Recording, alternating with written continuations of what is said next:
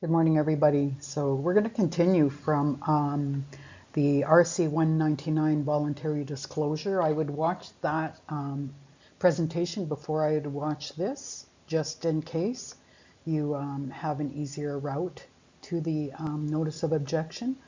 So what we're going to talk about today is navigating, Canada Revenue Agency's T400 notice of objection under the Income Tax Act. And as always, I provided the link to Revenue Canada. This is a practical guide for filing objections. Having said that, you should always seek the help of a professional depending on the complexity or depending on your comfort level and your experience. If you like the video, please hit like and subscribe and share because it helps promote free educational tax and financial literacy materials. I've left my contact information there, my YouTube channel. If there's a topic you want covered, by all means, please email me. And I'll be happy to, make a presentation on it. I do my best and I do take feedback literally. So by all means, please reach out for any communication purposes. Okay, so what are we going to talk about today? Okay, for our newcomers to Canada out there, for our newcomers to the tax system, overview of Canada Revenue Agency and taxation. Who are they? Canadian taxation. Understanding the T400 notice of objection when it's applicable, how to file the T400 notice of objection step by step. As always, I use the forms directly from the website. All the materials I use are public information materials from the website so that you can follow through and do your research on your own. We're going to look at the review, resolution, and appeals process. We're going to look at best practices and resources for Canadian taxpayers.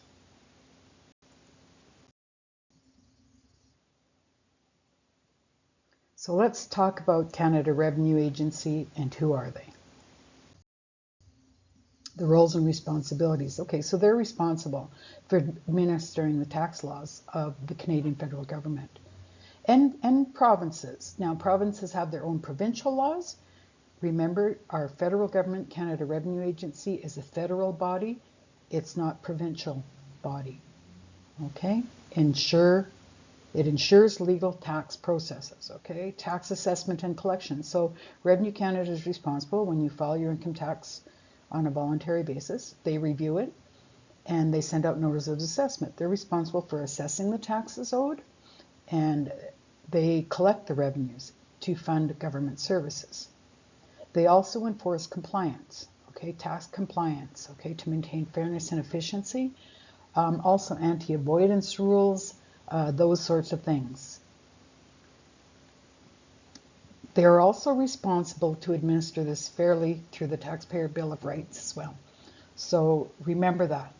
You get fair representation in Canada. So understanding the T400 notice of objection.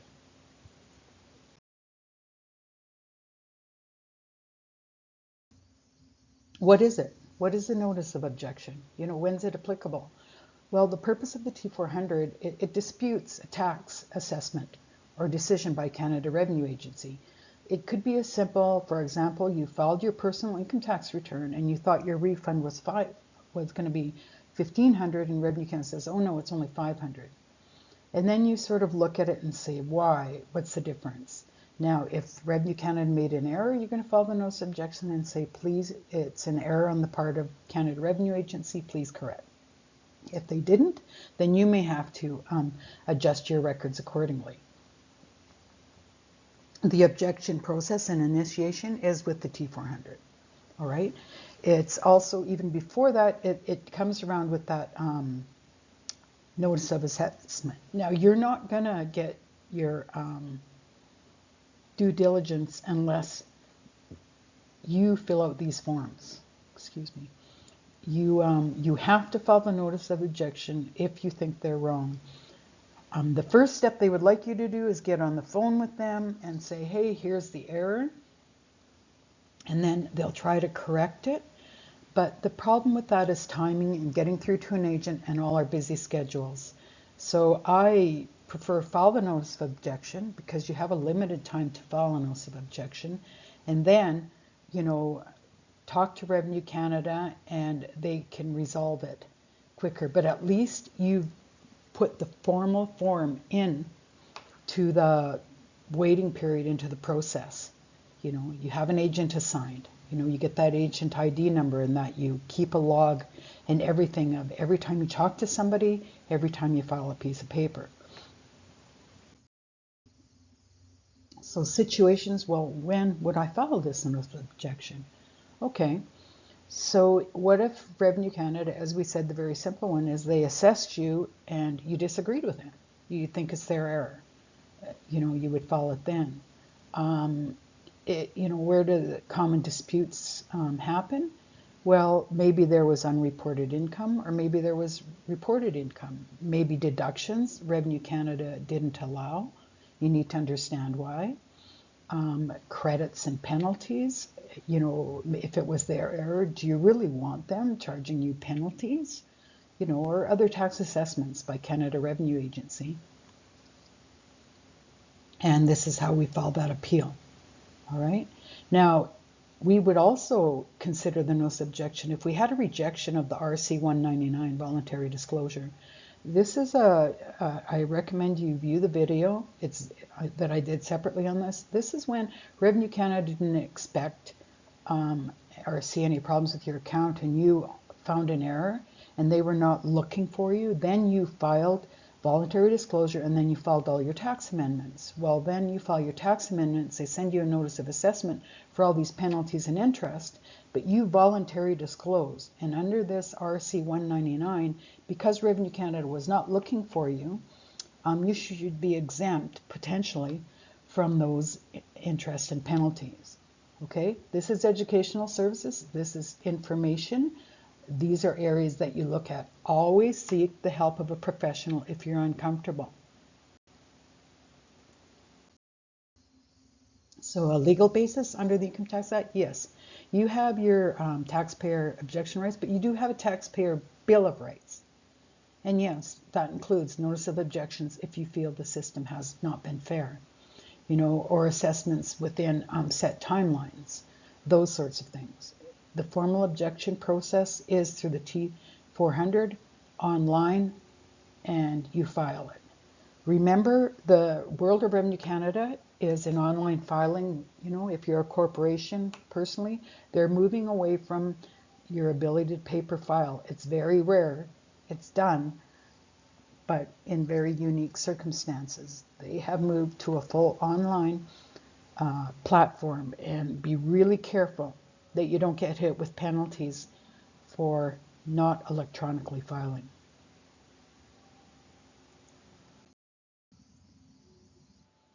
So let's go through it step by step. You know, any of you that have followed me for a while, you know that I like to have the forms and I like to go through it with you so that at least when you hook up to the links I provided, you're looking at the same thing that I am. It demystifies it. It makes it not so, oh, you know, maybe frightening or intimidating. So the T400, this is what, when you link to the Revenue Canada link that I provided on the first page, and everything's done online. And here's the fillable form to do the adjustment, and you log into my account, okay? Or if it's your CPA doing this for you, they'll log in through Represent a Client. You will have given them that authority online. Now, filing deadline, this is really important, you guys. This is why, no matter what, I say, when in doubt, just file the notice of objection, because you only have 90 days from receiving that assessment. And because less and less of us are getting paper and more of it's online, I don't know how many people check their online account. I know I check mine as often as possible, at a minimum monthly, because if I'm going to receive paperwork from them, I have such a short time to respond. Like 90 days is not a long time. If you do not respond, or, you know, if you do not file this objection with that 90 days, you risk the chance that you're denied, your request is denied, and you end up paying penalties and those sorts of things that maybe you might not have to pay. I'm not saying you won't have to pay, you might not have to pay. The required form that has to be filed is the T400, and you file that online when you log into my account. Supporting documentation, okay, what you're going to see in the example we're going to have is we've got the notice of assessment, and you may have to include other information. if you've received new T4As or if you received new T3 slips or any other slips, T507 for WCB or pension slips, whatever, okay? You're going to need to include that supporting documentation. So the detailed filing procedures, as we said, we're going to accurately fill out that Form 2400. Okay, we're going to attach all the relevant documents. You want to fill it out as much as possible because if it's incomplete and they send it back to you, it's more work for you and it delays your process. And that could result in increased interest and penalties. All right, so always accuracy, good organized records, okay? Now it does say here either by mail or through electronic filing systems. I filed one paper personal tax return this year because the Revenue Canada system in 2024 had such problems and I could not get the returns through online because their system was so bogged down. And rather than risk the client saying, getting a penalty or, for late filing, we paper filed and they accepted with no penalties. Okay, so here it is, the forms for notice of objection. Now what I've done is I've given you the page 2 form first, the general information, because it tells you step by step. If you have new or additional documents to send and change your request, here's how you do it. And they give you a step by step, whether it's personal or incorporation. Okay, and they give you the information and where to link. They give you the filing deadlines, okay? And 90 days after date of the notice, assessment, or determination, 1 year after date of the 1 year after the returns, the tax returns filing date, okay? 1 year, all right? So it talks about a large corporation, talks about collection action, it talks about where to send your objections. Now, if for whatever reason you are going to send this by mail, because Revenue Canada is having problems, do registered mail, have them sign for it so you have some way to track if you're doing this yourself. Now, authorizing a representative, this is where you authorize your CPA to go online and take, file these forms for you. Now, they do not file them without consent. They have to have your signature, and that can all be done electronically with the wonderful world of technology. Here's a link here to your taxpayer bill of rights. So if you're new to Canada, or if you're new to the tax world and you don't understand what your rights and obligations are and what Revenue Canada's are, here they are. All right. So let's go to the actual form. What does it look like? Notice of objection, 1 page. This is probably one of the simplest forms in Revenue Canada to file. So it goes to the Chief of Appeals. So depending on where you are, I generally focus from British Columbia. Okay, this is, I pulled up a sample notice of assessment that we'll see in the next slide. This is for this Maria. This is her CPA. This is her address, her telephone number. This is her CPA address, telephone number. This is the date of the notice of assessment, okay? This is the reference number that's usually printed on the notice of assessment. It makes it a lot easier if you have all this information and can put it in.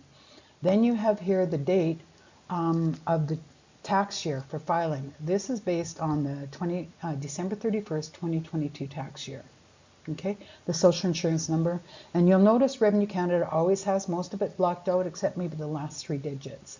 Now, what we're saying as the CPA firm is on behalf of our client, Maria, we are appealing CRA's notice of assessment for the personal income tax year ended December 31st, 2022 for the following reasons. Canada Revenue Agency erroneously omitted the disability tax credit, Form T2201, as approved and certified on June 1st, 2022. Now, who approved and certified that disability tax certificate? Canada Revenue Agency. But they disallowed the tax credit and it reduced Maria's refund when she qualified for it, okay? So we are requesting respectfully that CRA adjust their records to agree to the T1 personal income tax return that was filed on April 30th, 2022. It should be 2023, my error on that, because we filed for December 31st, 2022, we filed the subsequent tax year.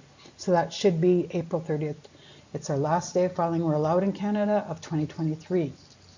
And please let us know if you require further information.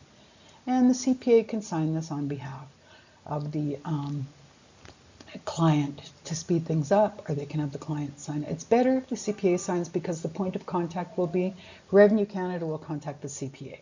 And the CPA has the answers once you've given authorization if you're uncomfortable with dealing with it. And they've got all the records in front of them. And it just doesn't disrupt you when you're at work or whatever, if Revenue Canada needs to follow up with a phone call or email or, you know, those sorts of things. So I just wanted to show you on the notice of assessment. So this is where we got the information. This is what you get from Revenue Canada. Typically, you get this electronically, you know, as you through your email, or it shows up when you go on to my account. You can look at your notices of assessment. There she is. There's her address, social insurance number, the tax year. This is the date issued, and that's the date we put on the form. The notice of assessment was issued on this date, and this is the access code. And this was the refund of $1,355, but we think it should be $2,156. Okay, so as you see here, notice of assessment equals the date issued. Number of the notice is that 852 PL 8 DB8 equals the access code. The tax year is your T1 personal income tax year, December 31st, 2022, your social insurance number. The refund assessed, the actual refund should be, according to our records, the $2,156, because the disability tax credit was disallowed and Canada Revenue Agency failed to include that. And we're asking them to please correct it.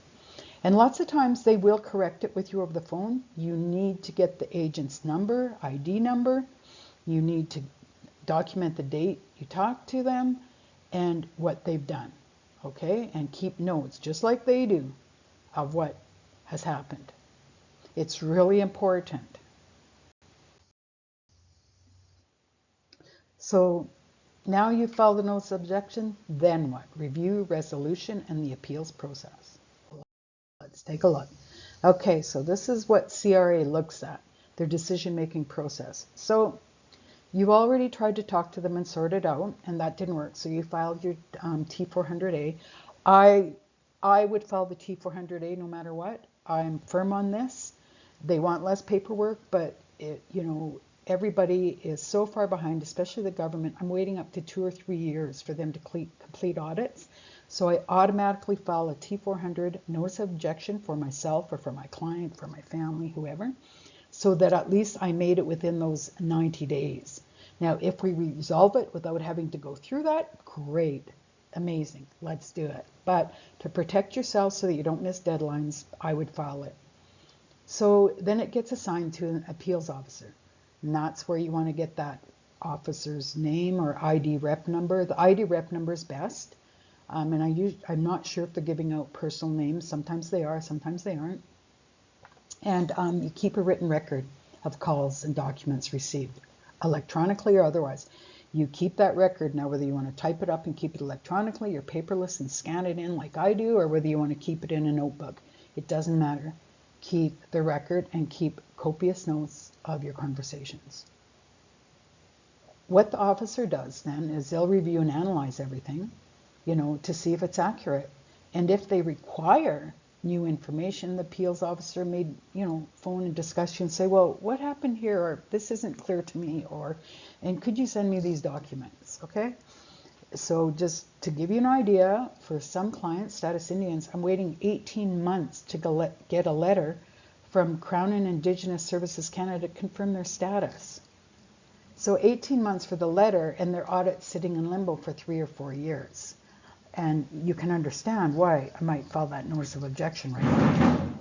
Oh, sorry, cannons are going off. I'm coming to you from Mexico. So then what happens is decision rendering. And, you know, after thorough review and communication, they'll make a decision. And usually they'll tell you about it, and then you'll get it in writing. Okay? Nothing's final until it's in writing. Document it, and then wait for the letter, the written decision, and then compare to your notes, all right, to make sure it's what you agreed on. So possible outcomes and next steps. So the outcomes might be acceptance, Yeah, hey, you're right on, thank you. We apologize. We're going to correct that for you and moving forward. Now, do you want the refund or do you want it just to put it onto the next year's account? And, I'm the kind of person, I don't want the government hanging on to my money and I'm losing interest, especially considering if the interest they charge me if I owe them. So I want my money because I'd rather invest it and, do something with it. So maybe they modify it. Maybe they say, okay, that's correct, but because in this case, the disability tax credit approval was approved in June, it should be prorated for half a year. So that's going to reduce your refund, and you're going to say, oh, that makes sense. Yeah, I'm going to go with that. Or maybe they say rejection, of the objection raised by the taxpayer because they said, no, see, you claimed it here, and it looks like you claimed it here, you've claimed it twice. Okay? So your response as a taxpayer, so you have a choice. You can accept the decision. You choose to pursue further appeals, depending on the outcome. And if you've reached that point now where they're not going to accept any more objections, then you would discuss with them, okay, we'd like to go to court. And what will happen is a CRA representative will say to you, well, we're winning in court on this, but they are the government agent, okay? So be careful with that. And then you might say, okay, I would like to discuss this with my tax, my CPA and my legal counsel, before I settle on this. So then you would go here, legal or court action. So what Revenue Canada is going to want, no matter what, as they say, they want all sources of negotiation to be exhausted, and that's a fair position. Who wants to go to court? It costs a lot of money. But if you find yourself in that position where you're uncomfortable or unknown, you don't have to make the decision right away. Do not feel that pressure. Just say to the representative. And I've found they've been really good. There's a big change in the culture at Canada Revenue Agency. And you can say, look, you know what? I need to think about this. Can you give me a week?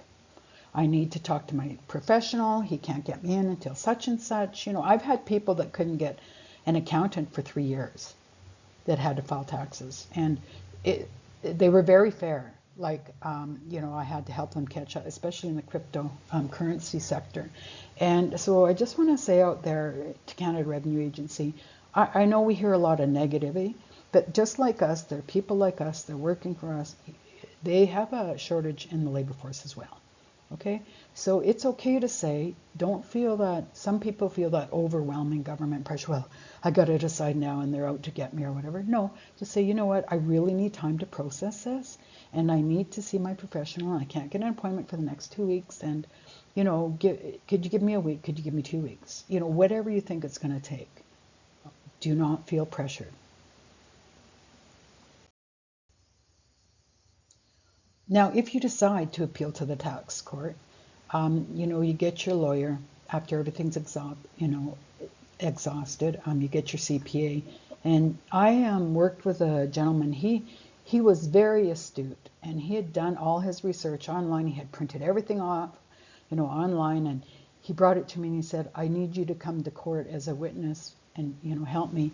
And I looked at him and he had done such a good job. I said, if I go in there as a professional, sometimes people take offense and they look and say, well, you should know better. You had a professional advising you, sue the professional, or whatever that outcome might be. I said, you have done such a good job here. Get it, here it is.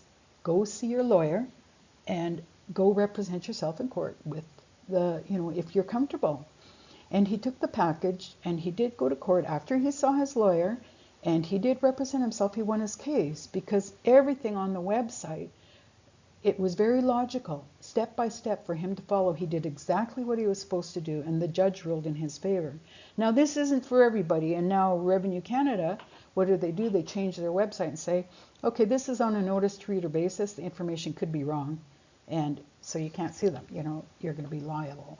So just so you're aware, none of us likes to go to court, but there are times when we have to protect ourselves. All right? Read your taxpayer bill of rights, and Revenue Canada, they are trying to sort things out to make sure it doesn't get there.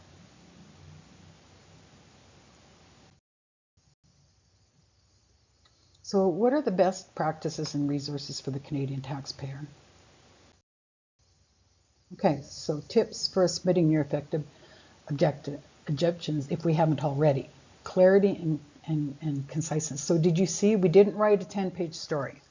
Try to list your objection and the point and the outcome, right, of what you want. So the error, if it will, the objection, the basis of the objection. Second, what you think the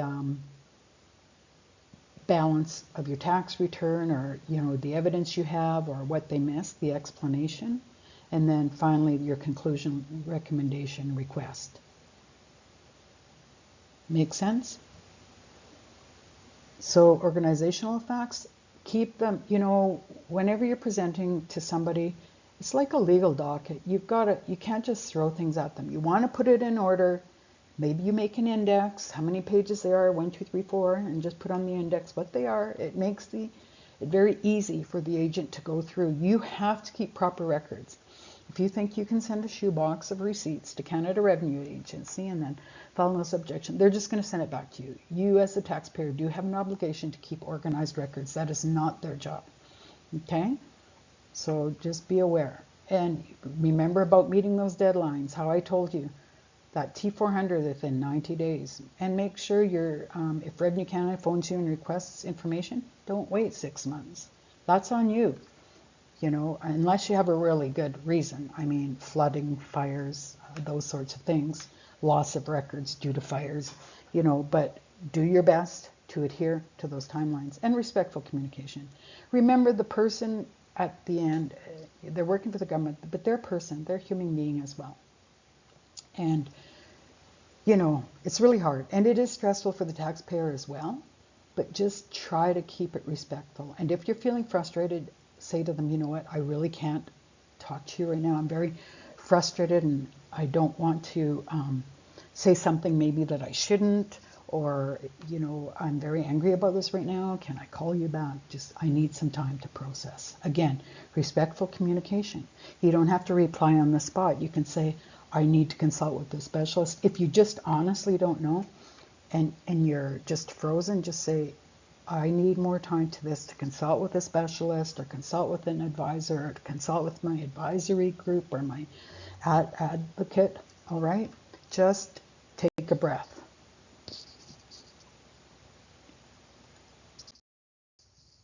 So where to find and key resources. So, the CRA website, I always provide you those links.